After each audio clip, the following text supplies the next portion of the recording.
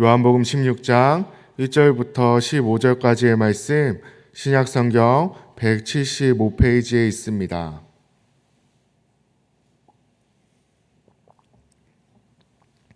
우리 한 목소리로 함께 읽도록 하겠습니다. 내가 이것을 너희에게 이름은 너희로 실족하지 않게 하려 함이니 사람들이 너희를 출교할 뿐 아니라 때가 이르면 물은 너희를 죽이는 자가 생각하기를 이것이 하나님을 섬기는 일이라 하리라. 그들이 이런 일을 할 것은 아버지와 나를 알지 못함이라. 오직 너희에게 이 말을 한 것은 너희로 그때를 당하면 내가 너희에게 말한 이것을 기억나게 하려 함이요 처음부터 이 말을 하지 아니한 것은 내가 너희와 함께 있었음이라. 지금 내가 나를 보내신 이에게로 가는데 너희 중에서 나더러 어디로 가는지 묻는 자가 없고 도리어 내가 이 말을 함으로 너희 마음에 근심이 가득하였도다. 그러나 내가 너희에게 실상을 말하노니 내가 떠나가는 것이 너희에게 유익이라. 내가 떠나가지 아니하면 보혜사가 너희에게로 오시지 아니할 것이요 가면 내가 그를 너희에게로 보내리니 그가 와서 죄에 대하여 의에 대하여 심판에 대하여 세상을 책망하시리라.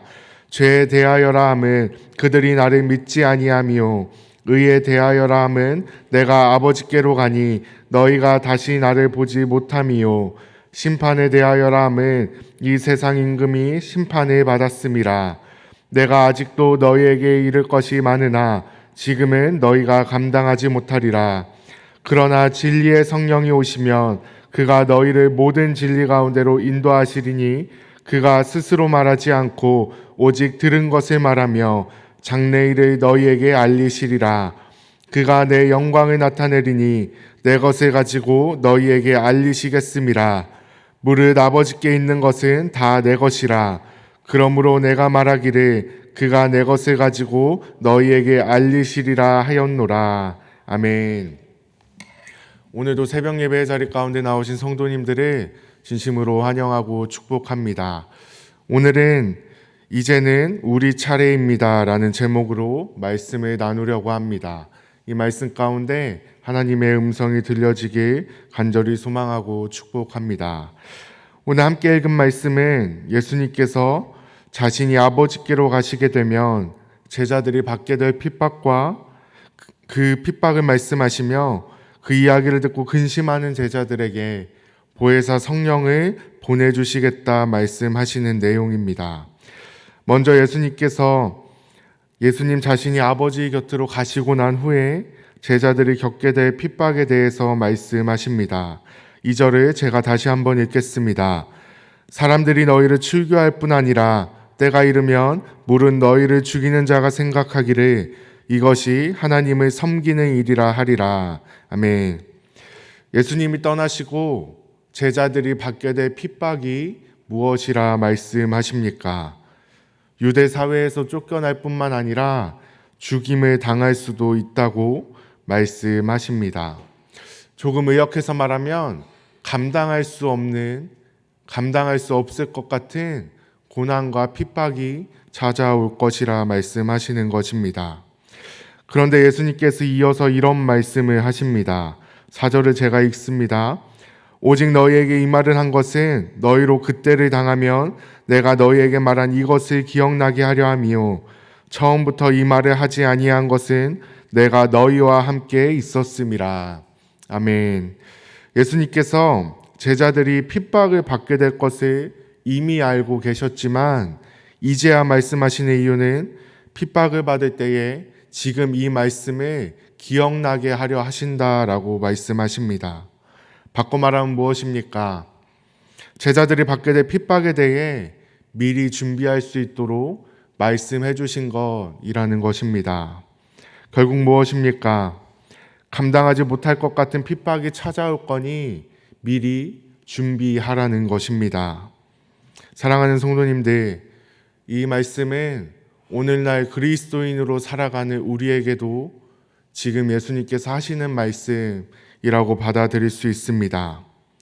지금 우리에게 예수님께서 말씀하시는 것입니다. 감당하지 못할 것 같은 핍박과 고난이 찾아올 것이니 준비해라. 이 말을 듣는 순간 마음이 어떠십니까? 그래 미리 준비하고 이겨내야지 라는 마음이 드십니까? 아니면 미리 예고된 고난과 핍박이 걱정되십니까? 아마도 우리는 대부분 후자에 가깝지 않을까 싶습니다. 그 당시 제자들도 별반 다르지 않았던 것 같습니다. 6절 말씀을 제가 읽습니다. 도리어 내가 이 말을 함으로 너희 마음에 근심이 가득하였도다. 아멘. 예수님께서 자신은 곧 십자가에서 죽으시고 아버지께로 가신다 말씀하시면서 제자들도 핍박을 받게 될 거라 말씀하시니 제자들의 마음에 어떻게 근심이 생기지 않을 수 있겠습니까? 그런데 예수님께서 의아한 말씀을 하십니다. 7절 상반절입니다. 그러나 내가 너희에게 실상을 말하노니 내가 떠나가는 것이 너희에게 유익이라. 아멘. 예수님께서 말씀하십니다. 내가 떠나는 것이 오히려 너희에게 좋은 것이다. 예수님께서 근심에 빠져있는 제자들을 위로하시기 위해 그냥 하신 말씀이겠습니까? 아닙니다. 예수님께서는 그런 그냥 의미 없는 말을 하시는 분이 아니십니다. 그럼 무슨 뜻입니까? 예수님께서 말씀하신 것처럼 예수님께서 떠나는 것이 예수님께서 떠나고 난 후에 고난과 핍박을 받는 것이 너희에게 유익하다는 그 말이 진짜라는 것입니다. 진짜로 제자들에게 좋고 복된 일이라는 것입니다. 예수님께서 떠나는 것이 더 좋다고 말씀하신 이유가 무엇입니까? 7절 하반절에 이렇게 말씀하십니다. 내가 떠나가지 아니하면 보혜사가 너희에게로 오시지 아니할 것이요 가면 내가 그를 너희에게로 보내리니. 아멘. 너희에게 유익이 있을 것이라 말씀하신 이유가 무엇입니까? 예수님께서 떠나고 나시면 보혜사 성령이 제자들에게 오기 때문이라고 말씀하십니다.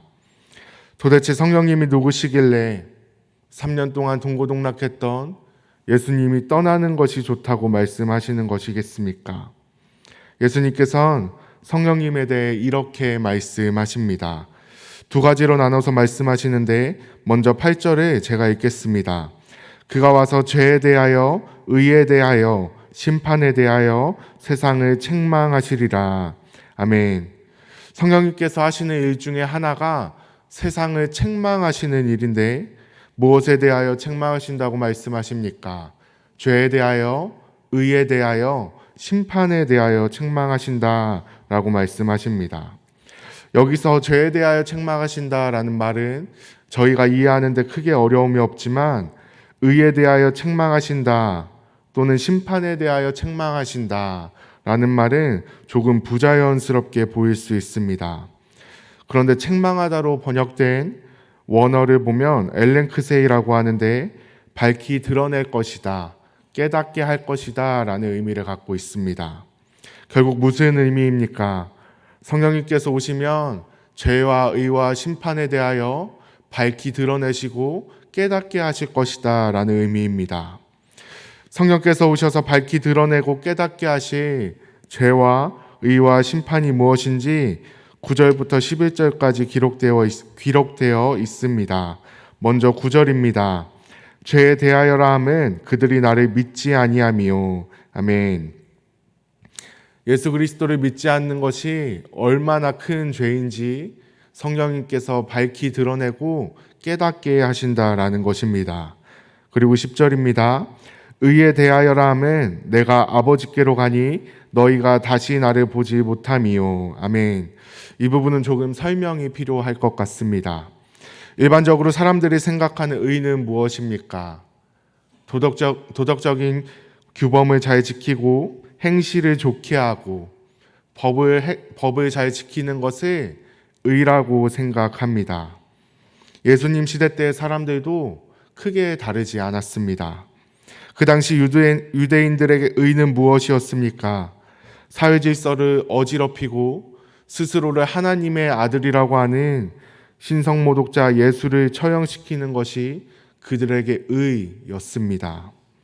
그런데 성령님께서 밝히 드러내고 깨닫게 하실 의는 무엇이라고 말씀하십니까? 예수 그리스도께서 아버지께로 간 것, 즉 하나님께서 예수 그리스도를 죽은 자 가운데서 살리시고 아버지 곁으로 부르심으로 세상이 죽인 예수 그리스도가 하나님 앞에서 진정한 의심을 밝히 드러내고 깨닫게 하신다라는 것입니다. 마지막으로 11절입니다. 심판에 대하여라 함은 이 세상 임금이 심판을 받았음이라. 아멘. 이 세상 임금, 즉 사단이 마지막 때에는 완전한 심판을 받을 것임을 밝히 드러내고 깨닫게 하신다라는 것입니다. 이처럼 성령님께서 죄와 의와 심판에 대해 밝히 드러내고 깨닫게 하시는 것 외에 하시는 일을 한 가지 더 말씀하십니다. 우리 13절과 14절 말씀을 함께 읽어보겠습니다. 읽겠습니다. 그러나 진리의 성령이 오시면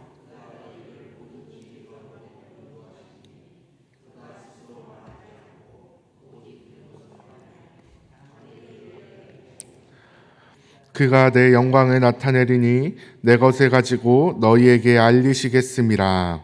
아멘.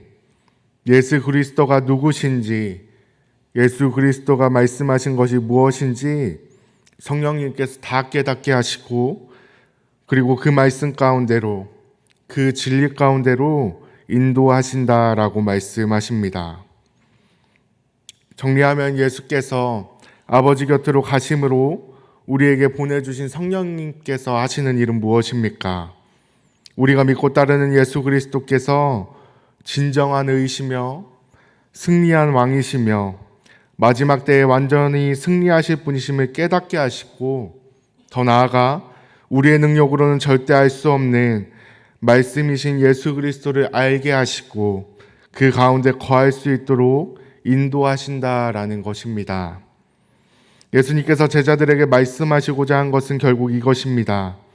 나는 너희를 떠나고 너희도 나와 같은 핍박과 고난을 받게 되겠지만 성령께서 오심으로 이미 주어진 승리를 보게 하실 것이고, 미처 알지 못하고 깨닫지 못하던 예수 그리스도를 보게 하시고 그 가운데로 인도하실 것이니 오히려 너희에게 복되다라고 말씀하시는 것입니다.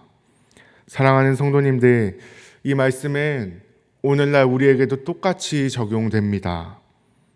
그러면 여러분에게 제가 묻겠습니다. 성령님께서 우리와 함께 하시는 것이 복된 것이 맞습니까?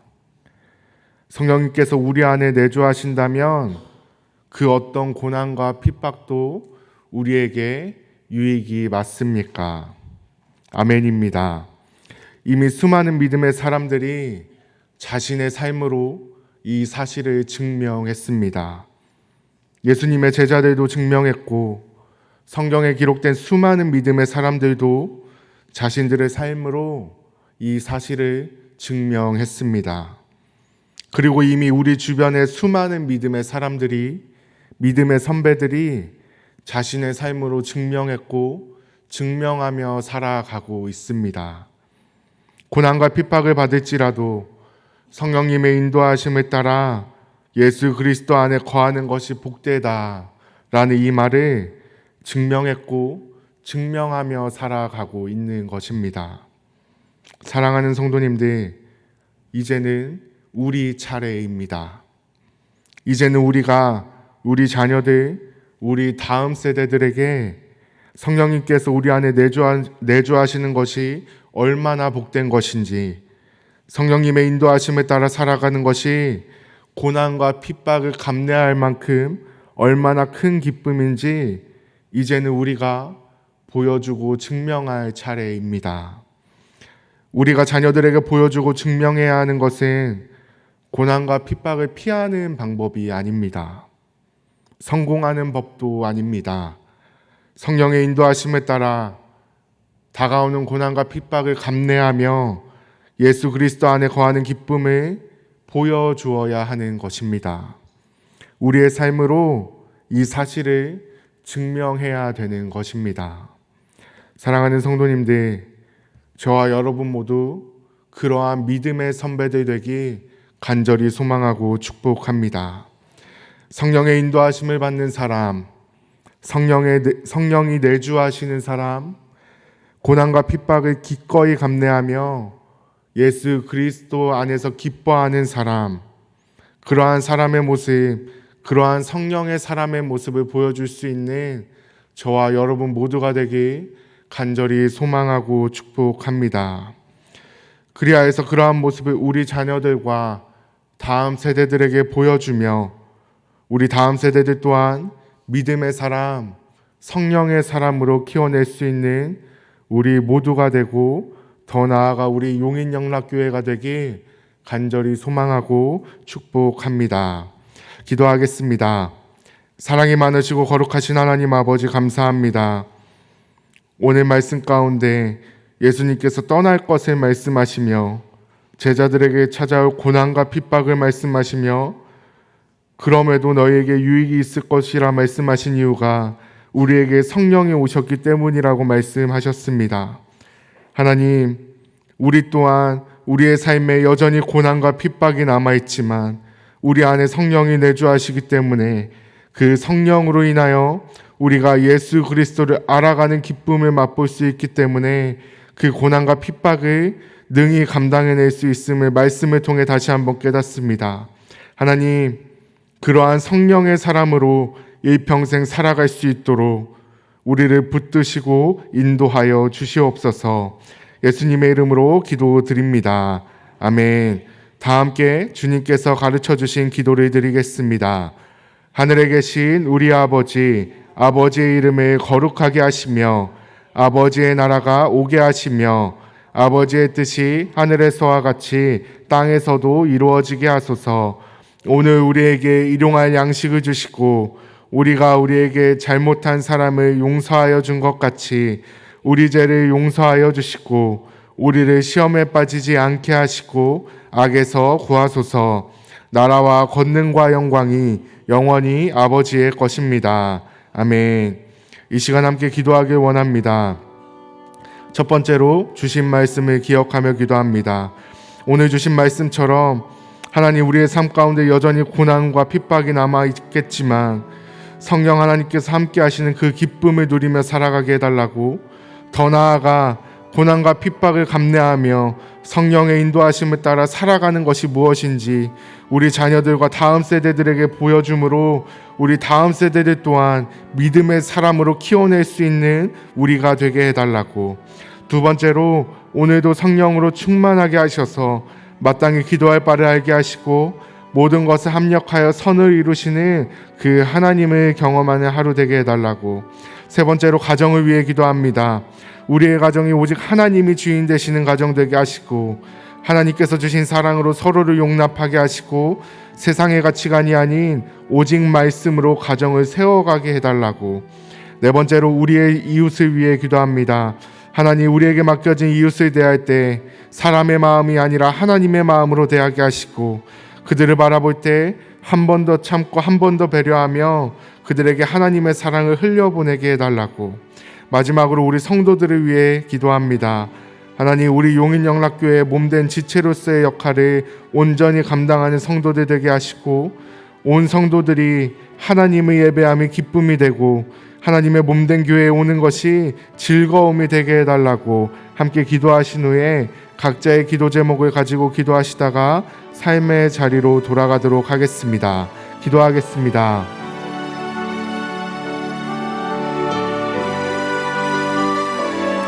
사랑이 많으시고 거룩하신 하나님 아버지 감사합니다.